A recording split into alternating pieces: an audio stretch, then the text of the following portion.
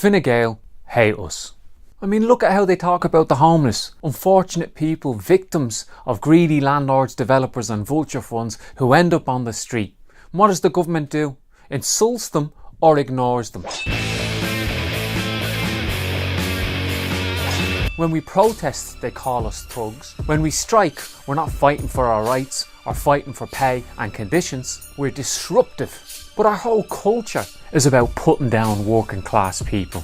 We're portrayed as scumbags in the media. We're made into ridiculous caricatures, or our lives are exaggerated, and small minority incidents involving gangs or drug dealers are made out to be real working class life and the life of working class communities. And that comforts the rich, because then they can believe that look at those workers, oh, they're terrible people. In a way, it shows what the rich really think of us. I mean, if you look at the Sun as a newspaper, a horrific rag of a newspaper, but look what people like Rupert Murdoch fill a newspaper meant for working class people with. It's full of sexism, gossip and nothing approximating real news. I mean, some working class people play this ruling class game. They write books about gangsters and drug dealers, and they play up to the caricature of working class life. I mean, there's lots of dramas on TV about drug dealers and gangs, but when's the last time you saw a drama on TV about a working class woman who was fighting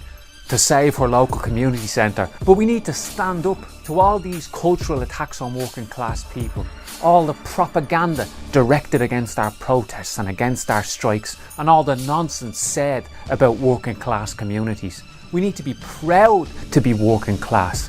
Anything that civilisation can claim as an achievement has been won by working class people fighting. But before I continue, maybe I should explain what makes you working class. It's not the accent, it's not the clothes. Do you work in a job? Do you get paid a wage? Do you own the factory or office that you work in? No? Good news, you're working class. Unemployed people are working class too, because during the boom they're pulled into work, and when the bust comes they're kicked back out again. At first, capitalism as a system was brutal. People worked all day and all night in the worst conditions. There were countless injuries from machinery and from overwork. But these bleak Dickensian conditions were changed because working class people protested and fought back. It was up to us to civilise the world.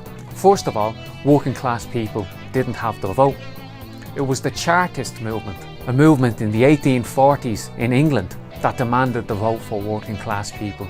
And it was the working class and union movement that eventually won it. There were no unions at first, or union rights. Workers had to engage in wildcat strikes. They had to break the law in order to win laws recognising their unions, which is a lesson for us today when people say protest should stick within the law. If doing what's right requires breaking the law, then workers need to break high court injunctions and stand up for their rights. There were no weekends at first.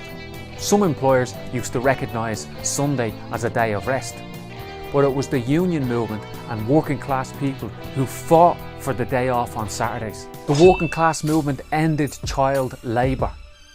The wealthy were willing to stick working class children from an early age into factories where they worked on heavy machinery. Holidays. Yep, there were no holidays in the 1800s. There were no contracts. Over in Britain, up until 1875, the only person that could be sued was the worker. Discrimination laws. Laws against sexism, racism and discrimination in the workplace were won by the union movement. If it wasn't for the working class fighting back, we'd still be living in a brutal Dickensian society. The type of society that Leo Varadkar is trying to push us back into. Imagine a world run for profit and nothing else. It would be a world with no public services, no hospitals when you're sick, no schools unless you can pay fees, no unions, no workers' rights. This is the direction that Fianna Fáil and Fine Gael are already heading in. The last 2-3 decades of neoliberal assault on the working class have started to push us back to those kind of conditions. But it's up to us to do what the working class has always done, Anything worth calling civilization has been won by us. And that's why they demonize us. Because they have to demonize us. They have to keep us down. Their whole system depends on it.